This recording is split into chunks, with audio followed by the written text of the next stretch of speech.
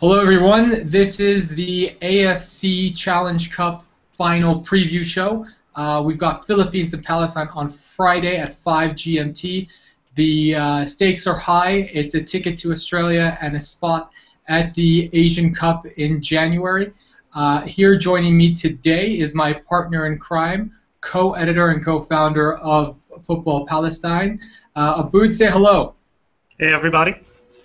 Okay. You can reach again, Bassem, and pleasure to be on the air with an eminent Filipino journalist like Ryan Phoenix. We've got Ryan Phoenix all the way from Manila. He is Interacción sports correspondent. You can reach him on Twitter at Ryan Phoenix. You can reach either Abood or myself on Twitter at Football Palestine. Those are our Twitter handles. And without further ado, we're going to get straight into this, gentlemen. So it is the final. This is the last final of the Challenge Cup that will ever be played, and it's maybe even the last opportunity for these clubs to have such a great chance at advancing. So let's take a look at how they got there. So I'm going to throw it to Abood. Can you give us maybe a brief synopsis of how Palestine navigated the group stage? It looked like it was going to be the easier of the two groups, and it definitely was on paper. I mean, the biggest worry for Palestine was Kyrgyzstan, and rightly so. Kyrgyzstan historically nixed Palestine's chances twice of taking the Challenge Cup home, and I mean, compared to how Palestine prepared, these guys were at it since March. They had training camps in Turkey. They also had a training camp in the Gulf, playing Kuwait, Afghanistan. Palestine had initially had plans for a Pakistan training camp, and that was scrapped. And another Sri Lanka training camp, which was also scrapped, and pretty much had to settle for a domestic camp in addition to a week in Qatar where they played pretty much scrimmages against, I wouldn't call them official matches. They weren't to my liking in terms of getting them in that official match mentality. So going into the first game against Kyrgyzstan, we were looking at, we were hoping for a draw at best. But what we were surprised by the squad's fitness. I think we had a competitive domestic league this year that contributed to that, plus the addition of maybe 4 or 5 debutants, Abdullah Jaber, Hilal Musa, Tamer Siam. They really brought energy to the squad as well, and plus you had the veterans there as well to keep things anchored. It was a fighting performance. Stoppage time finished by Abdel Hamid Abu Habib, just a fantastic set piece play that was like straight off the training camp, and that pretty much set the pace for Palestine to control its destiny in Group A. You had the final game was going to be against the Maldives, the hosts, and in hindsight, playing that, having that result hinge on qualification would have been very tough, because as we saw yesterday, the Maldives can put up one hell of a fight, especially in front of their home crowd. So a good win against Kyrgyzstan, that was boosted morale, went through to the second game against Myanmar, which is really your generic Challenge Cup opponent. They're no Guam or Chinese Taipei, but a win is expected, and that's what happened. Ashraf Nu'man connected with Abu Habib again, and this time through a through ball. Abu Habib slotted that one home brilliantly. And then there was a solo effort by Ashraf Nu'man where he picked it up from the middle of the field, and I wouldn't go, I credit his technical skill, but really the Myanmar defenders made him look good by tumbling all over the place, and that was the win as expected. And they were able to, Palestine was able to go into the Maldives game with really a rested mentality.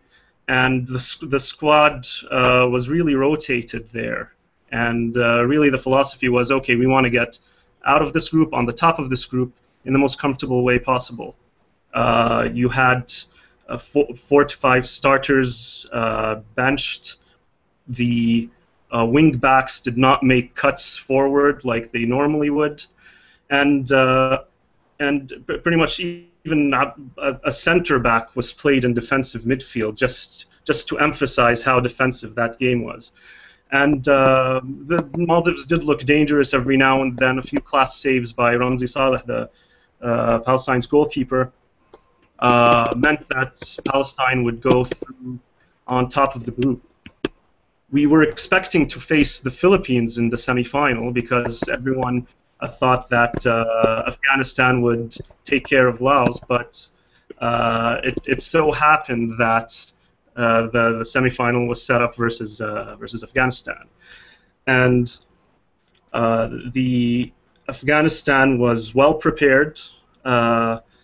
They had a training camp. They had a lengthy training camp before the tournament as well. They faced the likes of Kyrgyzstan and Kuwait even.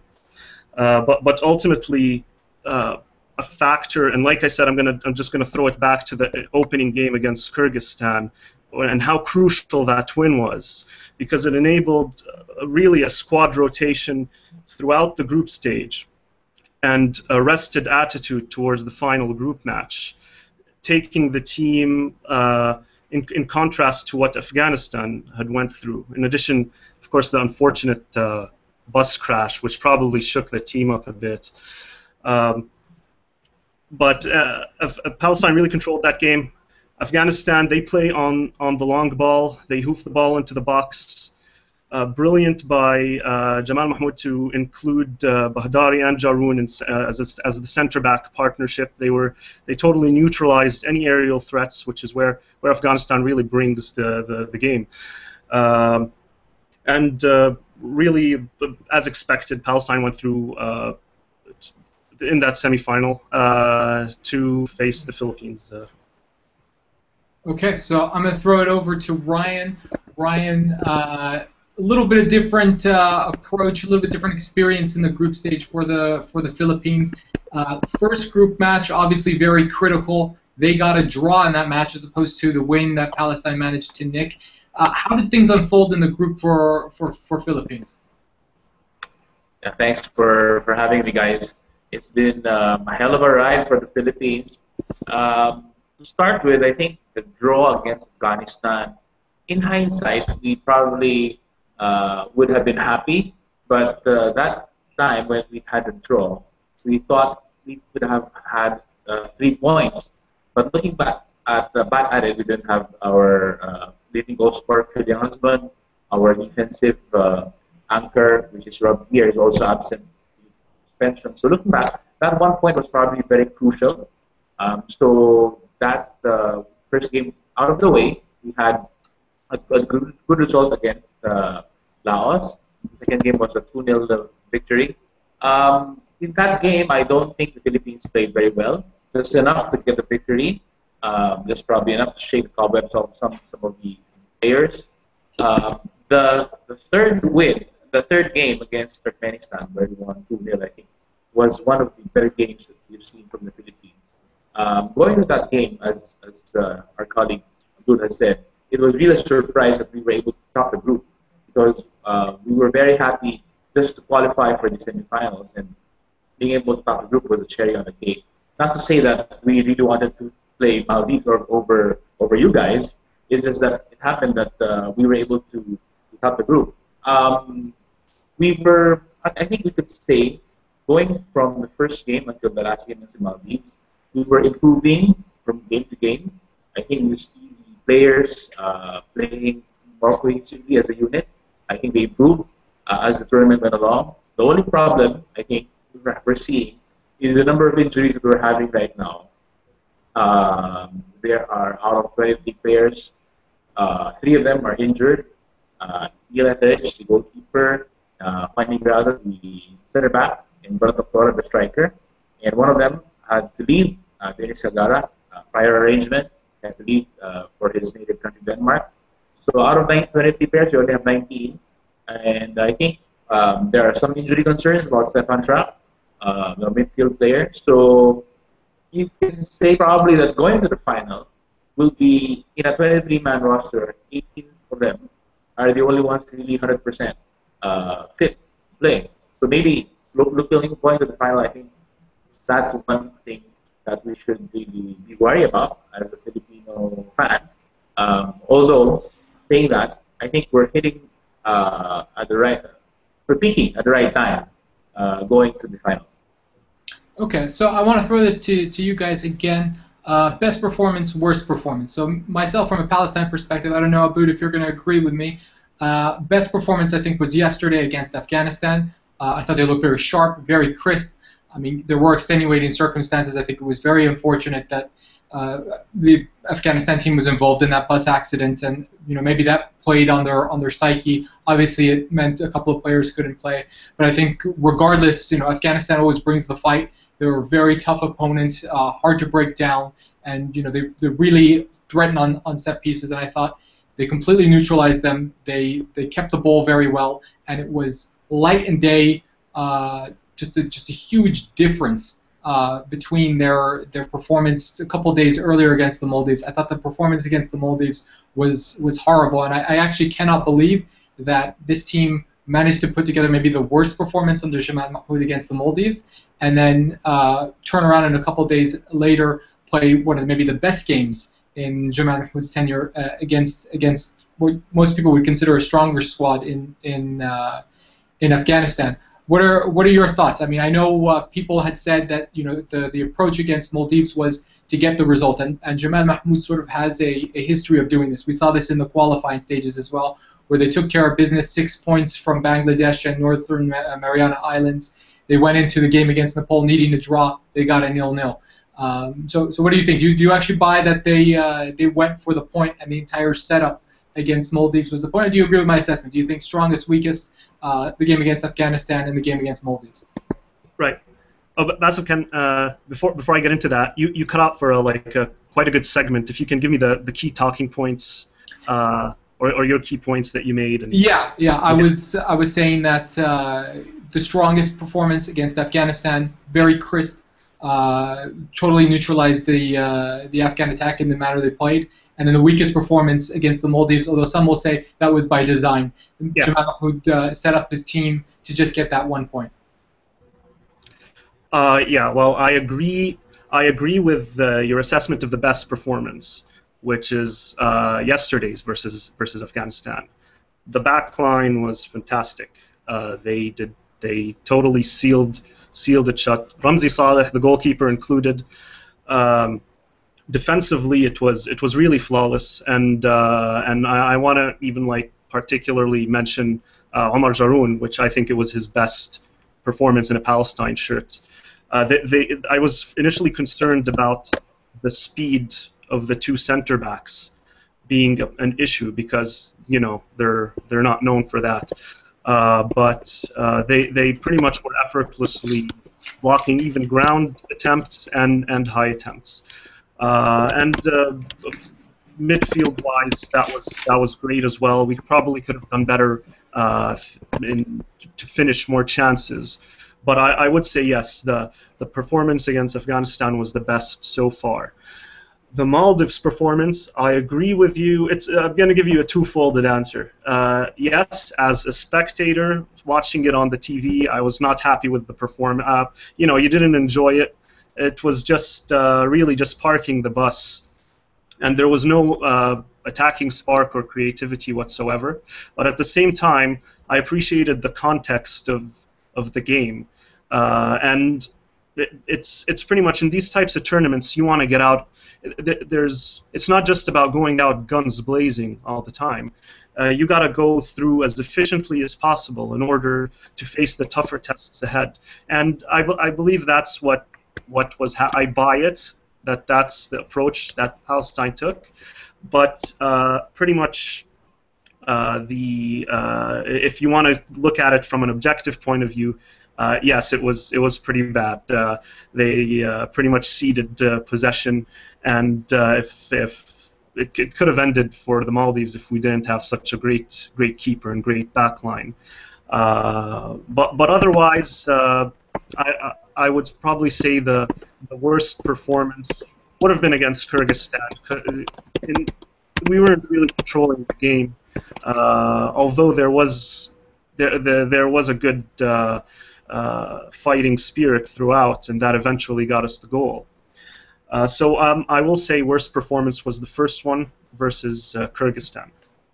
Okay, Ryan, over to you. I guess you could make an argument that yesterday's dramatic win over the Maldives might have been the best performance, also the worst performance as well, because Philippines conceded twice after holding the lead, and then also needed Muller to save his second penalty in a row after he saved the penalty against Turkmenistan. So Maldives, I'm guessing it's going to be in one of the categories, either the best or the worst. Yeah, you hit it right on the spot there, but you know what? I don't know how many more penalties Muller needs to save the Philippines. In all honesty, I mean, he has bailed out the country for 2 consecutive games now, and to think that he was not the starting goalkeeper for the country when the tournament started, that was the honor went to Neil Etheridge. But Roland Muller, I think on any other day he would have really been #1 keeper, and I think he's proving now that he should be #1, even if Neil Etheridge is fit and available for selection. I would suppose the best game, I think, in my opinion, the Philippines played so far in the tournament was against Turkmenistan, where we won 2-0, seal top spot in the group. Everything clicked there in that game against Turkmenistan. Roland Muller, well, he had a fantastic save. William Husband scored and had a good game, certainly better than his Laos game. The young people, the young players delivered. Talking about the center backs, Mane Ginaldo and Daisuke Sato, they repaid Dooley's faith. I think they really played well. Yeah, was part of the back four. That game, I think, showed that the Philippines now have an attacking game, more to go along with a more defensive-oriented game that we had before. Because under the previous coach, it was really more of a defensive-oriented game, and then you just hope for the best when you went for the counterattack. Now we had a more possession-based game. I think we all saw that against Turkmenistan. The worst game, I think, apart from that Maldives game, was the one against Laos. Laos basically just invited the Philippines forward, and we could not break them down.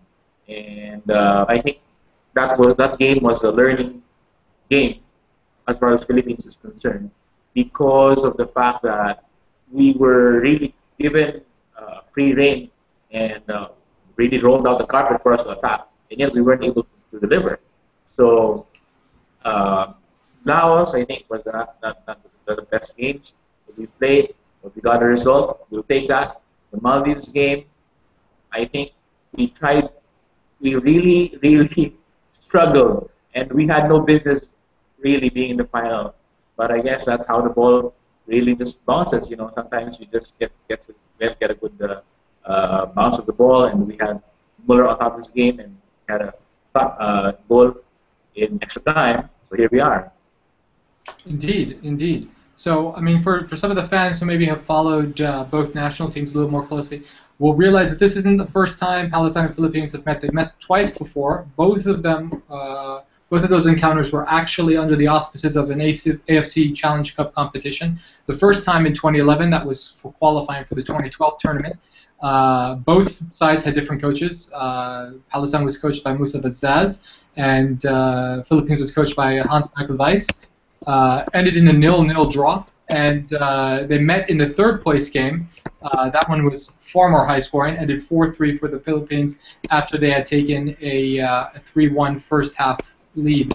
So, gentlemen, you know, I want to go over a little bit of the squads that were set up, and you know, let's take a look at maybe some of the turnover and how much these two squads have evolved over time. So, you know, first up, you know, you have the 4-3 win, and I'm just going to run through the players, the 14 players that participated in that. And Ryan, you can just tell me if that player is still in the setup, yes or no. So Sacapano actually started that game because Neil Etheridge had been sent off, I believe, in the game before. He collected a yellow in the game before. Is he still part of the setup? Is he the third goalkeeper now? Edward Scapano has fallen off the radar. He's now actually fourth choice. You have Etheridge, Muller, Patrick Dato, and Scapano, so he's not there anymore. Okay, Gear is still there, I believe. Guirado is still with the squad, but he's injured, won't be in the final. De Morga, is he still with the squad? He is. He just came off a very serious knee injury. He's playing well. He's in the squad, but not really playing at the moment. Okay, Johnson?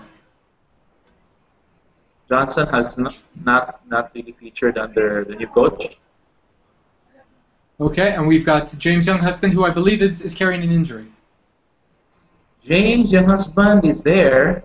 I don't have any idea about injury he's carrying. I think he's just not playing because of coach's decision.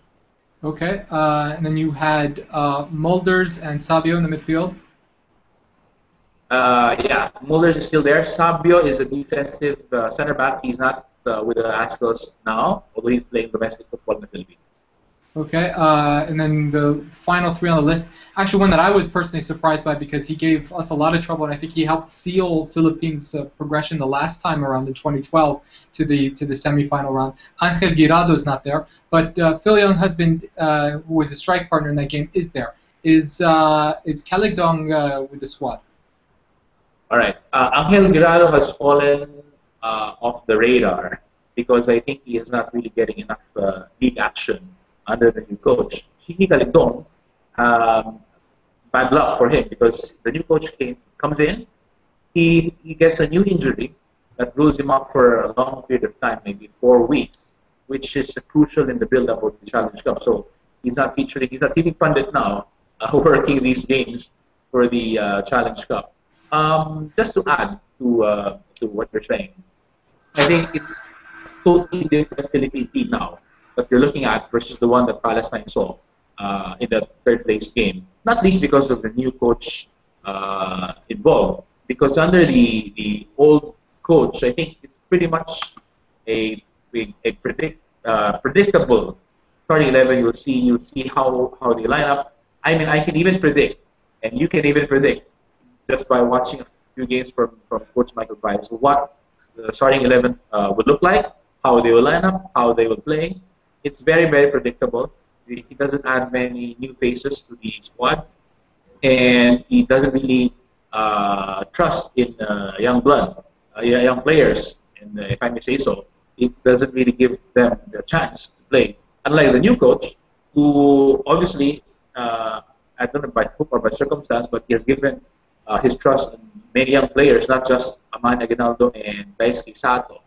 Also Dato, the goalkeeper. He has given them the chance to perform, and I think the players now realize that if you perform, you will be given a chance. That's why it's gonna be a different Filipino team if you are watching have watched the Philippines from that game, third place game, and then now you'll see the same names, but you'll see a different formation, a different style of play. It's a different coaching system, so the players now are playing differently, although they might be familiar to you by name. Yeah. So what's the biggest difference that Thomas Dooley has made? So he sort of talked about keeping things simple, and that being his general approach, his general mantra. What has he changed? Anything formationally? Has he changed maybe the general approach to Philippines? Do something specifically different under Dooley than under Weiss? Yeah, under Weiss, we were predominantly a counter-attacking and long ball team. We didn't put the ball on the ground. We primarily tried to hit teams on the counter-attack. On the rare times we had possession-based game against quote-unquote weaker teams, we kind of looked lost. We didn't have this attacking verve, attacking fluidity under Michael Weiss. Contrast that to Thomas Dooley. His philosophy when he started out, he said, keep things simple.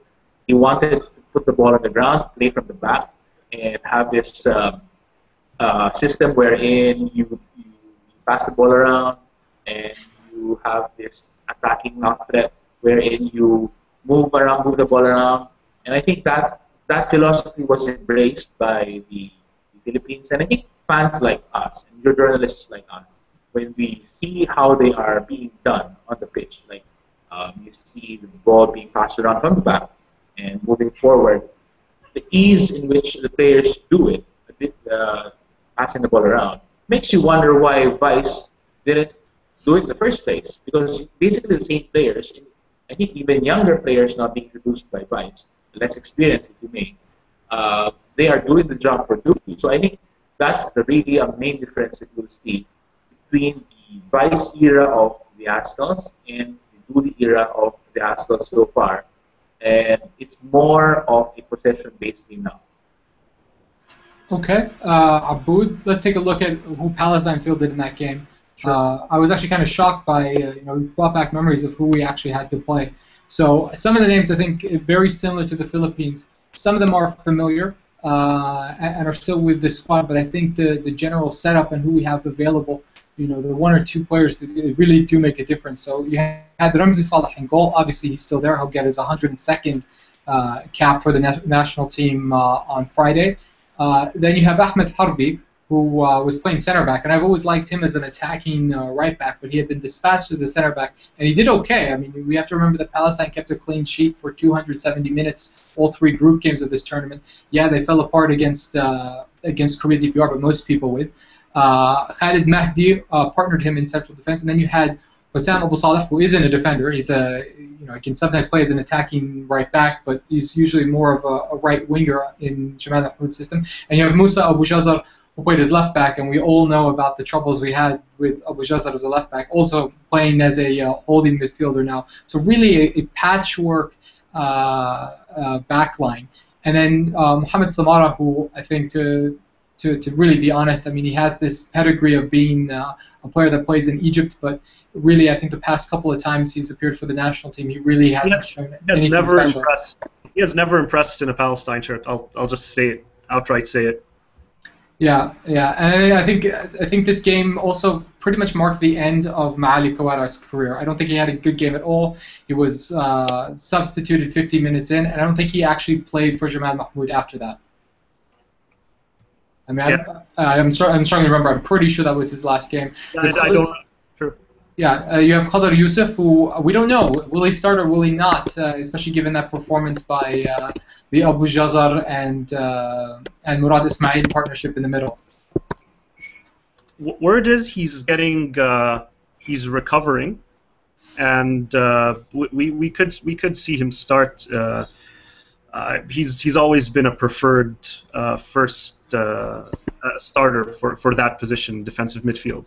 Yeah, he's always been a steady hand, so I would think maybe there's a bit of gamesmanship there by Jamal Mahmoud, but I think come game time we'll see Qadar Youssef take his position back alongside Murad Ismail to sort of boss that midfield and provide protection for the back four. Abdul Hamid Abu Habib scored a brace in that game, and unfortunately these goals do not exist on YouTube, and I remember both his goals being quite nice. So I don't know, Brian, if you could hook us up with all the goals from that game, that would be great, because I'm really looking. I've been looking for those two goals forever, and I haven't been able to find them. Fahad Attal, unfortunately, injured, recurring knee problem, not in the squad. And then you have, strangely enough, you could see how Ashraf Nauman progressed, because for this game he actually started on the bench, and I think Ashraf Nauman's ascendancy and importance in the national team sort of began at the beginning of 2012. So by the time we played this tournament in March, he was a guy who was still improving. But as time went on, I think it came to be evident that this guy is not just a guy who can provide spark off the bench. He's a guy you can build your team around. And right now, playing up top, maybe not his preferred position. Maybe if we could have had an out-and-out striker, we'd play someone else. But I think that's the one thing that strikes me. The two biggest differences are the back four. The fact that you'll have Bahdari, you have Jaroun, you have Ra'ad Faris, who was injured the last time around and didn't play. This up-and-comer in Abdullah Jabir. I think the entire, even though some of the names are the same, I think the entire approach and then the one or two key additions really turn this game. I think there's been an evolution. There's been some bumps on the road. Obviously, not all the results have gone well for Real Mahmoud. He's heavily criticized by the way they played in the last WAF championship, but I think there's a progression there. So I wanna throw it to Aboud first. How much do you think we can maybe base a prediction on or analyze these previous results? Do you think either side is going to really take stake in what happened in this game, particularly the 4-3 third place game? Absolutely not. That was context is big, like we said. The context of the Maldives final group game. That's not a basis to judge the performance throughout this tournament. And, I mean, you just got to look at the mental state of the two squads back last 2 years ago when they played this match. Palestine crashed out kind of expectedly, but still tragically against North Korea. I mean, you're ready to pack up and go home. Philippines, same story against Turkmenistan, I believe. And really, I've never even me as a personal rule of thumb. I don't even watch the third place games in tournaments because they're at the end of the day it's just a kick around and whatever happens.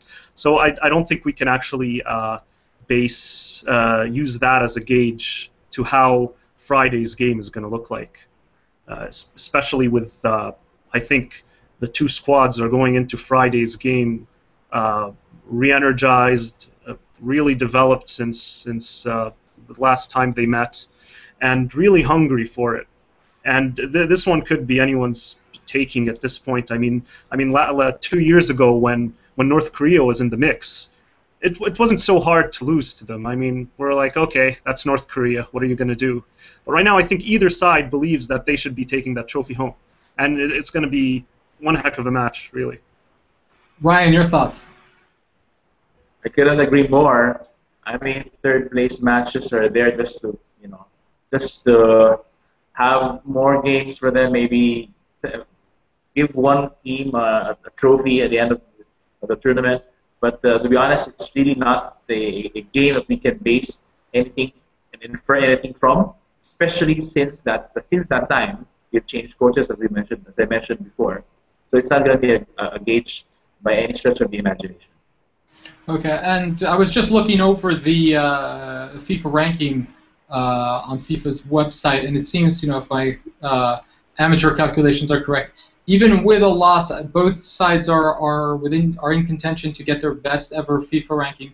So I think Palestine would be around 100th in the world, even if they lost this game. Their top ranking was 115th in 2006. And then Philippines was 127th. Even if they lose, I think they'll be around there. And they reached that ranking earlier this year. So the question here is, I'll turn it over to Ryan. What happens if you lose? If you win, then you have a very clear progression over the next 6 months. You're putting training camps, you're finding players, and you're gearing to get yourself the best preparation possible. Maybe get new players in the mix and try to recruit them to the national team. And you're really gearing for that first game against Japan and hoping to cause maybe enough upsets to at least build on that for the future. Or, maybe, who knows, you get a result here, you don't suffer a heavy defeat against Japan. Maybe you spring a surprise and you qualify to the quarterfinals. Either way, there's a clear progression. The focus is the Asian Cup. If you don't win on Friday, where does this squad go from here? You've got the Suzuki Cup and you've got a new coach. So I'm totally assuming here that Thomas Dooley's job is safe even if he does lose this game. Yeah, Thomas Dooley has a 1-year contract, and I think he has enough goodwill to see through that the deal, see through the year. The game on Friday actually is a crucial one, not just for the team itself, because I think, to be honest, I don't want to talk about losing, but we have to be pragmatic and say that if we lose, the team will not really suffer that much because we have the Suzuki Cup coming on in December. I think reaching the final obviously is a very big achievement. It's one step away from going to the Asian Cup. So it's not going to be a catastrophic feat if we lose heavily or by 1 goal margin to you guys. It's not going to be something that's going to be mourned deeply about, because simply because I think it's already a big achievement to reach the finals. Saying that, I think the more important thing to know about winning on Friday is not just for this team, but for Philippine football in general as a whole. As you probably know, football is not the #1 sport in this country, and it has been subject to a lot of domestic rivalry or domestic um, competition, if you will, between fans of basketball, of boxing, of volleyball, of other sports. So I think the game on Friday, more than the fact that it will propel the Aztecs to the Asian Cup and certainly regional recognition as the only ASEAN team to reach the Asian Cup. More than that, I think it will now propel Philippine football to greater heights. And I think this fact is not lost upon the players. They know that this is a big opportunity for them to reintroduce football to the mainstream. Because that has been the criticism of Philippine football by the fans.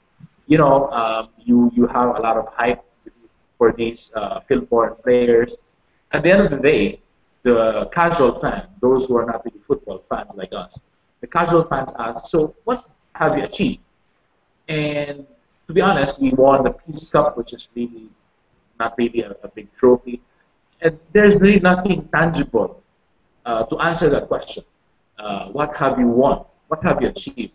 So by winning the Challenge Cup, I think that will answer a lot of questions and maybe silence more than one critic.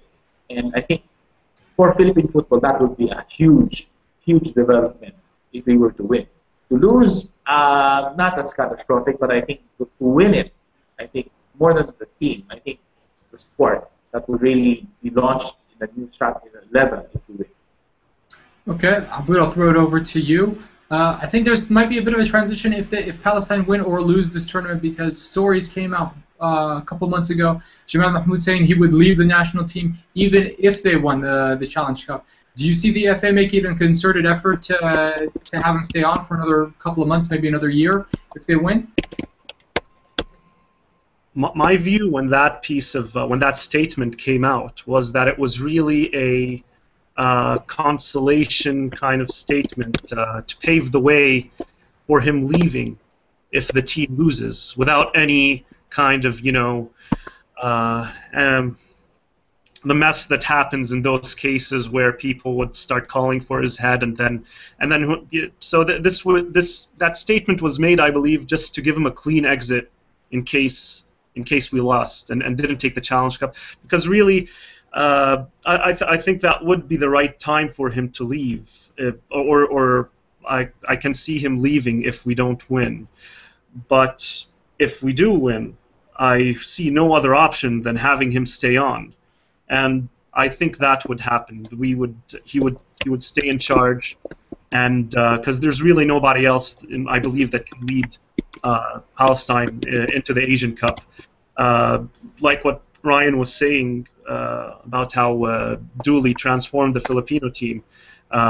That's what Jamal Mahmoud did to the Palestinian team. I mean, if you just have to look at their last game under Musa Zaz in the World Cup qualifiers, preliminary World Cup qualifiers, and compare the two styles of play, and there is no comparison. I mean, that was just hoof the ball in and run after it.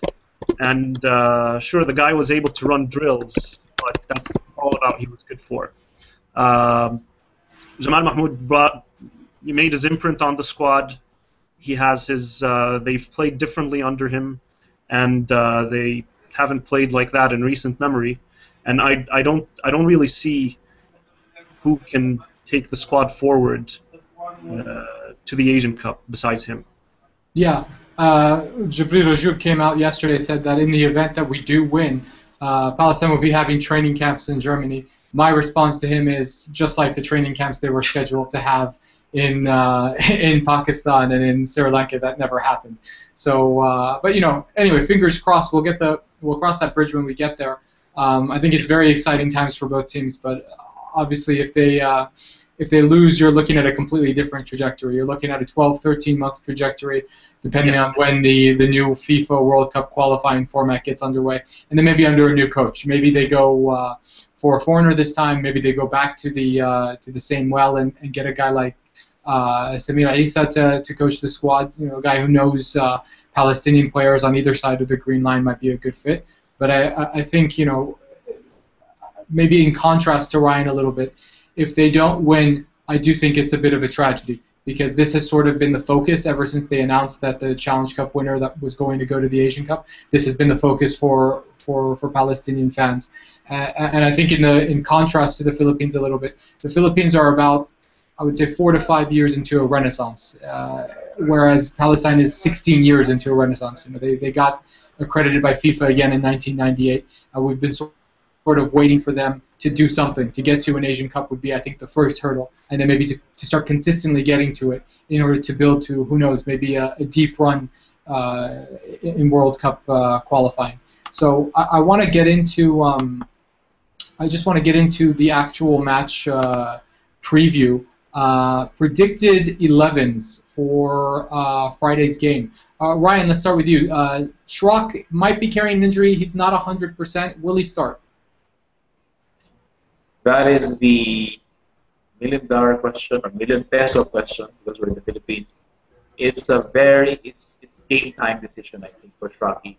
I don't think if you're Dooley, if Strachey is 100%, or even close to 100%, 90%, I don't think you do not start him. You will start Strachey if he's close to that 100%. Now, the fact that he didn't start him last game against Maldives says a lot. And you can see the way Strachey moves. He's really being bothered by that hamstring. His speed is gone.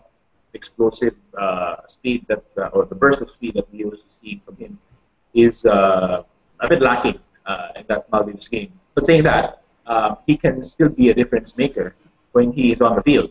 And also, just to add, I think that Maldives game showed that we need not really depend on one player to create chances. We had a lot of chances going forward, and I think it's more of the defensive frailties that really let us down against Maldives. Strachey came on when the game was 2-2. So 2-1, he was still warming up the sideline. So I don't think he would have come on if the game was stayed at 2-1. So that's one positive thing, that we don't really depend too much now on any one man going forward. Yeah. So if Schrock starts, whose place does he take in the starting 11? Wow, that's a very good question. I mean, under Dooley, we've had 4 games played and we have 4 different starting 11s. So that's probably also a testament to the depth now of the Philippine team, that you put in anyone there and they will deliver, regardless of the names that you put there. I think Phil and Husband is a lot to start. Reichelt has been doing well, and Mulders as well, Stoibel also. I think these 4 are probably a lot to start. It's difficult to say. If Strachey is fit, we'll start. If not, I would suppose that anyone from James and Husband or Chris Gatewich will be there, again, depending on how he will approach this game. So if he wants to put in a more cavalier and attacking performance, I think he will put in someone like, I'm guessing, I'm just throwing names up there, maybe like someone like O.J. Porteria, who's a young and upcoming player as well. It really depends on how he will set up the lineup against the Palestine. You have not conceded the goal all tournament long, so I don't know if how much that point will really determine how he will set up. He might probably want to put in another attacking player just to try to have a goal scored against Palestine. But on the same vein, I think he might also want to be pragmatic and conservative in a final where he will have a defensive defense first mentality, so probably a 4-4-2 formation rather than a 4-3-3. in the final against Palestine. Okay, Abud, I'll turn it over to you. I think with Palestine, it's even though they're quite like Philippines, different lineup in every single game they've faced, wholesale changes. Everyone in the squad has played except for the backup goalkeepers, Tofi Ali and Ghanem Mahajne. So we could see any number of changes. My hunch is you keep the back line the same. You mentioned the issue with the speed between the two center backs. They played quite well. Do you think Mahmoud will drop Jaroun and put in Deeb or Mahdi in his place? I think so. Jaroun and Bahdari, that combination was suited to against a team like Afghanistan. Not so good on finishing, but can wreak havoc by just lobbing the ball into the box. Their size, pretty much the downside of it is from a speed perspective. So I think the center back combination will be more like Bahdari and Haytham Deeb. Bahdari for the size element. Haytham Deeb is fast on the ball and great positioning as well. I think to start with the center back pairing, I think it's going to be different. And to be fair, we've had a different center back pairing every match so far, I think. Yeah, that's correct. I mean, Mahdi and Deeb have gotten the miles log this tournament. I think if he does go for a change, I would think Bahdari will partner Mahdi only because that partnership has been tested out before, and I think. I think you just have to look at the player who's played the more minutes, and I think Mahdi would be the guy. If Jaroun will play a part in this final, it would be coming in to reinforce the back line if we happen to be in the lead in the last 15 minutes, but that's the way I see it. Yeah. You mentioned the size speed aspect. I'm not 100% sure I'm convinced by that because I think that argument sort of came into play 18 months ago when they played the 2012 WAF Championship in Kuwait. And everyone remembers the first 5 minutes and the lack of pace that Daniel Kabir Mustafa, who's also another mammoth hulking defender, and Omar Jaroud didn't really have. I do think, though, although he's sort of the same build, I think Bahdari is a lot faster than players and coaches give him credit for. And I think he's a lot more a technical player. People forget that Bahdari began his career as an attacking midfielder. So I wouldn't be completely shocked if you see Jaroun and Bahdari in tandem. I think the only other competitions across the pitch, we spoke about this earlier, do you go with Abu Jazar or do you go with Khadr Youssef? News on Khadr Youssef isn't all that convincing. Again, I think it's a bit of gamesmanship on Jamal Mahmoud's part. And then I think the attack, you go with the same thing, just with the one question mark being Imad Zatara probably going to start. Who does he start in place of? I would think Hilal Musa is the odd man out in that scenario.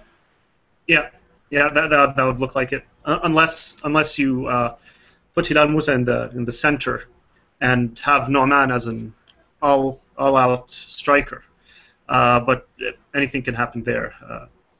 Yeah. So I think that's the only change we'll see in the midfield, really.